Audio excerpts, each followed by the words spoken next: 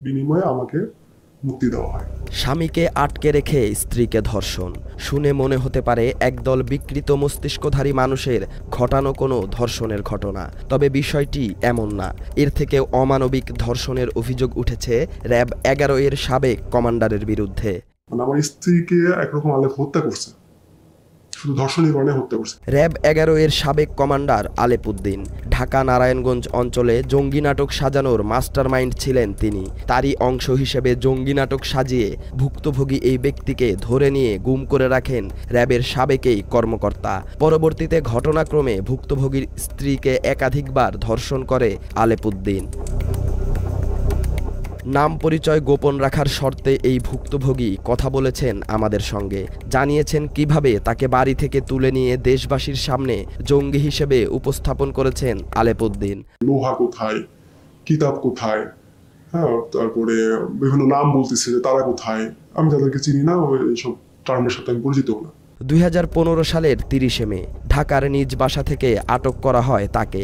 জঙ্গি সন্দেহে তুলে নেয়ার সময় পরিবারের সবার সামনেই শারীরিক নির্যাতন চালানো হয় তার উপর। এ সময় তার বাসা থেকে নগদ লক্ষাধিক টাকা, তার বাবা মা ও ভাইয়ের 3টি স্মার্টফোন, কম্পিউটার সহ মোটরসাইকেল নিয়ে যায় তৎকালীন ডিবির সদস্যরা। এরকম সিচুয়েশন কখনো পড়ি নাই, কোথায় যাব কি করব কোনো দিশেহারা অবস্থা। তো একটা পর্যায়ে মনে হলো যে আচ্ছা আমি তো কিছু করি না, আমি ফেস করি, বিষয়টা ফেস করি যে কেন আমাকে খুঁজতেছে। আমার বাবার বাসায় কম্পিউটার নিল, বাবার যে ফাইল ক্যাবিনেট ছিল সেখান থেকে আমার আব্বার ব্যক্তিগত খুব সম্ভবত 65,000 টাকার মতো নিল। আমার ছোট ভাই তখন বাসায় ছিল না, ছোট ভাইয়ের যে পড়ার টেবিলের ড্রয়ার সেখান থেকেও প্রায় 25,000 টাকার মতো নিল। আমার স্ত্রীর ব্যাগে, ভ্যানিটি ব্যাগে, যেহেতু আমরা বের হয়ে যাচ্ছিলাম, তো তার ব্যাগে এরকম প্রায় 25-30,000 টাকার মতো ছিল, সেটা নিল।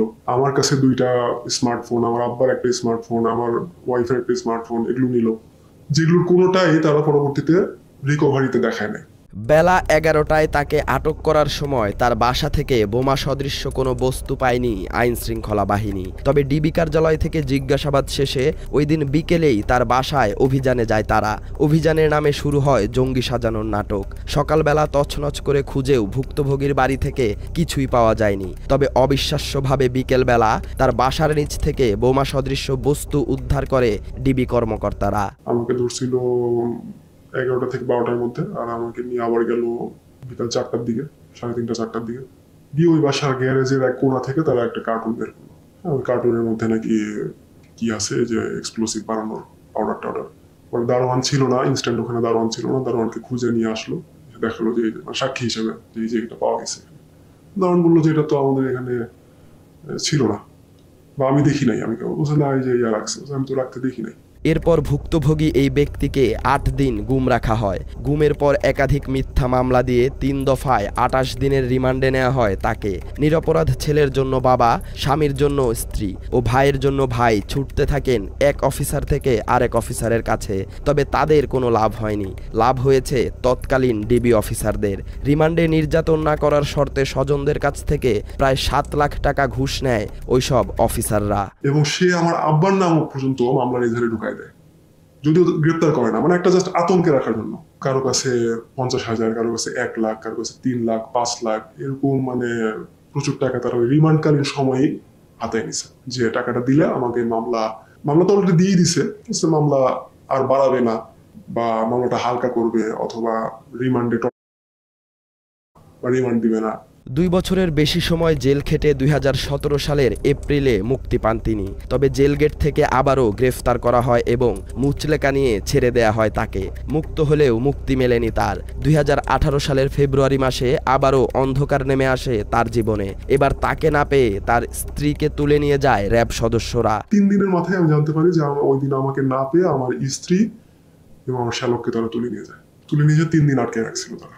আর তার স্ত্রীকে তুলে নিয়ে যাওয়ার নেতৃত্ব দেয় র্যাব 11-র সাবেক কমান্ডার আলেপ উদ্দিন ও এএসপি মশিউর রহমান। তার স্ত্রীকে ওই দিন শারীরিকভাবে লাঞ্ছিত না করলেও একজন নারীকে যতটুকু সম্মান দেখানো হয় তার ছিটে ফোঁটাও দেখায়নি আলেপ। অকথ্য ভাষায় গালি দেওয়ার পাশাপাশি অনৈতিক সম্পর্কে জড়ানোর ইঙ্গিত দেয় র্যাবের পোশাকধারী মনুষ্যত্বহীন এই কর্মকর্তা। শেষ পর্যন্ত স্ত্রীর সম্ভ্রম রক্ষায় আলেপের কাছে স্বেচ্ছায় ধরা দেন ভুক্তভোগী এই ব্যক্তি। পরে একরকম ফ্যামিলি চাপে আমি আত্মসমর্পণই একরকম, এটাকে কি বলবো আর, যে আমি নিজেই র্যাব 11-তে যাই। স্বেচ্ছায় র্যাবের হাতে ধরা দেওয়ার পর আবারও জেলে পাঠানো হয় তাকে। এ যাত্রায় 3 মাস জেল খেটে মুক্তি পান তিনি। তার এই সংক্ষিপ্ত জেল জীবনে পেয়েছেন সর্বোচ্চ সুযোগ সুবিধা, আর এ সব কিছুর ব্যবস্থা করে দিয়েছেন আলেপ উদ্দিন। তাকে সুযোগ সুবিধা দেওয়ার নামে তার স্ত্রীকে ধর্ষণ করে আলেপ। জেলখানে চালান করলো, জেলখানে থেকে 3 মাস পরে বের হলাম। তো এই 3 মাসেও 2বারের মতো আমার স্ত্রী দেখা করছিল, জেলখানে যে সাক্ষাতের যে ব্যবস্থা আছে। তো আগে যে আমি 23 মাস ছিলাম তখনকার আমার এক্সপিরিয়েন্স আর এখনকার এক্সপিরিয়েন্স ভিন্ন রকম পেলাম আমি, যে এখানে 3 মাস থাকলাম, সাক্ষাৎগুলো খুব মানে স্পেশাল সাক্ষাৎ, যে মানে খুব কাছ থেকে আমি কথা বলতে পারতেছি, মানে কোনো ভিড় নাই, আমাদের জন্য আলাদা ব্যবস্থা করা হচ্ছে, এবং এই ব্যবস্থাগুলো মানে আলেপ করে দিচ্ছিল। এটা তখনই আমার স্ত্রীর মুখে আমি শুনছি যে আলেপ এগুলো ব্যবস্থা করি। শেষবার কারামুক্তির দিন তার স্ত্রীকে ফোন দেন র্যাবের সাবেক কর্মকর্তা আলেপ উদ্দিন। স্বামীকে নিয়ে র্যাব 11-র হেডকোয়ার্টারে দেখা করতে বলেন আলেপ। দেখা করতে গেলে স্ত্রীর সঙ্গে কথা বলার নামে স্বামীকে গেস্ট রুমে বসতে বলেন আলেপ উদ্দিন। এ সময় স্বামীকে বাইরে বসিয়ে স্ত্রীকে ধর্ষণ করে র্যাবের সাবেকেই কমান্ডার। এটি তার স্ত্রীকে 3য়বার ধর্ষণের ঘটনা। এখন প্রশ্ন জাগতে পারে, প্রথম ও দ্বিতীয়বারের ঘটনা বাদ দিয়ে কেন 3য়বারের কথা বলছি? কারণ এর আগে ভুক্তভোগী জানতই না তার জেল জীবনে স্ত্রীর সঙ্গে কি কি ঘটেছে। এদিনের পর সব ঘটনা জানতে পারেন তিনি। তো ওই নীতিবাক্য শুনে আমাকে সে গেস্ট রুমে বসতে বললো, গেস্ট রুমে চলে গেলাম, আমার স্ত্রীকে সে রেখে দিল, মানে বলছে আপনার স্ত্রীর সাথে কিছু কথা আছে। তো আমি প্রায় 15-20 মিনিট পরে আমার ওয়াইফ আসলো, কান্না চোখ, মুখটা কালো। তো তখন তো আমি কিছুই জানি না আসলে। স্বামীর জন্য স্ত্রী আর স্ত্রীর জন্য স্বামীর ত্যাগে গড়ে ওঠা তাদের সাজানো সংসার ধ্বংস করে দিয়েছে আলেপ। তার জেলে থাকা অবস্থায় বাবার বাড়িতে ছিলেন স্ত্রী। তদন্তের কথা বলে ভুক্তভোগীর স্ত্রীকে ঢাকায় আসতে বলেন আলেপ উদ্দিন। ঢাকায় নিজ বাড়িতে আসলে স্বামীকে ক্রসফায়ারের হুমকি দিয়ে প্রথমবার তাকে ধর্ষণ করে আলেপ। এরপর স্বামীর সঙ্গে দেখা করিয়ে দেওয়ার কথা বলে নারায়ণগঞ্জে র্যাবের অফিসার্স কোয়ার্টারে নিয়ে তার স্ত্রীকে ধর্ষণ করা হয় বলে জানান ভুক্তভোগী। ওই বাসায় ডাকছে, মানে বাসায় আসামি কোন বাসায় থাকতো সেটা আমাকে যেতে হবে, দেখতে হবে, আর অনেক কথা আছে। মানে যেহেতু ওটা আমার বর্তমান ঠিকানা, আমার মামলায় ওটা বর্তমান ঠিকানা, তো আমার স্ত্রী তো যথারীতি যায়। হ্যাঁ, তো গিয়ে তখন ওই প্রথমবার শ্লীলতাহানি করার চেষ্টা করে। শ্লীলতাহানি বলতে ধর্ষণেরই চেষ্টা করে সে। তো ওই অফিসার্স কোয়ার্টার 3তলা বিল্ডিং, সেই বিল্ডিং এর 3য় তলায় 7 আর 8 নম্বর রুম নিয়ে আলেপ থাকতো। শাখা রোডেই একটা চেকপোস্ট আছে, আমার স্ত্রীর কাছে শোনা যে চেকপোস্ট আছে, চেকপোস্টের গার্ডদের চোখ এড়ানোর জন্য আর সিসি ক্যামেরা এড়ানোর জন্য আমার স্ত্রীকে হেড ডাউন করানো হয়। হেড ডাউন করায় এই পুরোটা বিল্ডিং এর সামনে পর্যন্ত নিয়ে যাওয়া হয়, এবং আলেপ আগে গাড়ি থেকে বের হয়ে 3তলায় ওঠে এবং যাওয়ার সময় ইনস্ট্রাকশন দিয়ে যায় আমার স্ত্রীকে যে আমি বের হওয়া 5 মিনিট পরে তুমি বের হওয়া, বের হয়ে 3তলায় 1 নম্বর রুমে আসবে। কথা মতো আমার স্ত্রী যায়, ওই বিল্ডিং এ প্রথমবারের মতো তাকে ধর্ষণ করা হয়। সর্বশেষ যেদিন তার স্ত্রীকে ধর্ষণ করা হয় সেই ঘটনা শুনে আপনি নিজেও প্রশ্ন করবেন আলেপ উদ্দিনের জন্ম ও ধর্ম নিয়ে। 2018 সালের রমজান মাসে পবিত্র শবে কদরের দিন ধর্ষণ করা হয় তার স্ত্রীকে। ইত্তেকাফে বসার জন্য ওই সময় তিনি বাড়ির বাইরে ছিলেন। এই সুযোগে তার স্ত্রীকে ফোন দিয়ে হুমকি দেয় আলেপ, তার সঙ্গে শারীরিক সম্পর্কে না জড়ালে ঈদের আগেই তার স্বামীকে জঙ্গি সাজিয়ে আবারও গ্রেফতার করা হবে। ভুক্তভোগী জানান, এদিন তার স্ত্রীকে রোজা ভাঙিয়ে 4র্থবারের মতো ধর্ষণ করে আলেপ উদ্দিন। এ ঘটনার পর তার স্ত্রী মানসিক ভারসাম্য হারিয়ে ফেলেন এবং কিছুদিন পর মারা যান। সর্বশেষবার রমজান মাস, এমনকি কদরের দিন, সবে কদরের দিন ছিল ওই দিন। আমি ইতিকাফে পরে বের হয়ে, মানে এগুলো তো পরে আমি জানছি আসলে, যে এর মাঝখানে অনেকবার আমার স্ত্রীকে প্রেশারাইজ করছে, সে ডাকছে, বের হওয়ার পর থেকেই ডাকছে, বহুবার ডাকছে।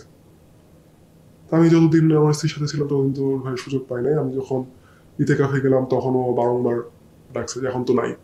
তো আমার স্ত্রী অ্যাভয়েড করতে করতে করতে করতে একসময় যখন এরকম থ্রেট আসলো যে সামনে ঈদ, মানে ঈদ মানে তো খুশি, হ্যাঁ, খুশিটা আমাদের জন্য আর খুশি থাকবে না, ঈদের আগেই হয়তো আমাকে আবার গুম করা হবে বা কিছু একটা করে ফেলা হবে, হয়তো ইতিকাফের ওখান থেকেই তুলে নিয়ে চলে যাওয়া হবে। স্ত্রীর কাছ থেকে সবকিছু শোনার পর আলেপের সঙ্গে যোগাযোগ করেন তিনি। আলেপ তাকে জানায়, নারী আসামিদের এবং মাঝে মাঝে আসামিদের পরিবারের নারী সদস্যদের নাকি এভাবে ভোগ করা র্যাবে অঘোষিতভাবে স্বীকৃত। এসব ভুক্তভোগী কয়েকজনের সঙ্গে যোগাযোগ করলেও সামাজিক মর্যাদার ভয়ে ক্যামেরার সামনে কথা বলতে রাজি হননি তারা। তখন আলেপকে আমি মেসেজ দিই, একরকম থ্রেট করেই মেসেজ দিই যে আমি তার বিরুদ্ধে অ্যাকশন নেবো। কথা বলারই চেষ্টা করি, ফোন দিই, ফোন ধরে না, সে ফোন ধরে না, ফোন না ধরার করে আমি তাকে মেসেজ দিই। তো মেসেজটা পেয়ে সে আমাকে মেসেজ রিপ্লাই না দিয়ে আমার স্ত্রীকে মেসেজ রিপ্লাই দেয় যে কিছু করে লাভ হবে না, কারণ এটা অঘোষিতভাবে মানে আনঅফিসিয়ালি এটা মানে ইয়াতে অ্যালাউড, মানে এটা র্যাবে এই প্র্যাকটিসটা এটা মানে পারমিটেড। এদিকে হাসিনার শাসনামলে জঙ্গি নাটক সাজিয়ে দেশের মানুষের চোখে কালো কাপড় বেঁধে দিয়েছিল আইন শৃঙ্খলা বাহিনীর বিভিন্ন ইউনিট। আর এসব বাহিনী পরিচালনার দায়িত্বে ছিল আওয়ামী লীগের মদতপুষ্ট কর্মকর্তারা। এসব কর্মকর্তার নির্দেশে জঙ্গি সন্দেহে নিরপরাধ মানুষদের ধরে নিয়ে এসে মধ্যযুগীয় কায়দায় নির্যাতন চালানো হতো তাদের উপর। নির্যাতন করা হতো তাদের পরিবারের সদস্যদেরও, এমনকি অস্ত্রের মুখে পরিবারের নারী সদস্যদের নিষিদ্ধ জঙ্গি সংগঠন আনসার আল ইসলামের উপমহাদেশীয় সমন্বয়কারী সহ 6 সদস্যকে গ্রেফতার করেছে। জঙ্গিকে গ্রেফতার করেছে সিটিটিসি। রাজধানীর বসিলায় সন্দেহভাজন গ্রেফতার করে। আর এসব জঙ্গি নাটক সাজানো, গুম, খুন ও ধর্ষণে পারদর্শী ছিলেন আলেপ উদ্দিন।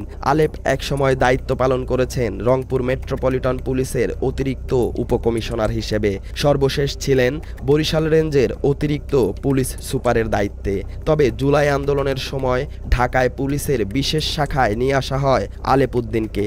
এ সময় যাত্রাবাড়ি এলাকায় আলেপের নির্দেশেই আন্দোলনকারীদের গুলি করে হত্যার অভিযোগ করা হয়। তীব্র মারা যান জোবায়ের ওমর খান। জোবায়েরের ভাইয়ের করা হত্যা মামলায় বরিশাল থেকে গ্রেফতার করা হয় আলেপ উদ্দিনকে।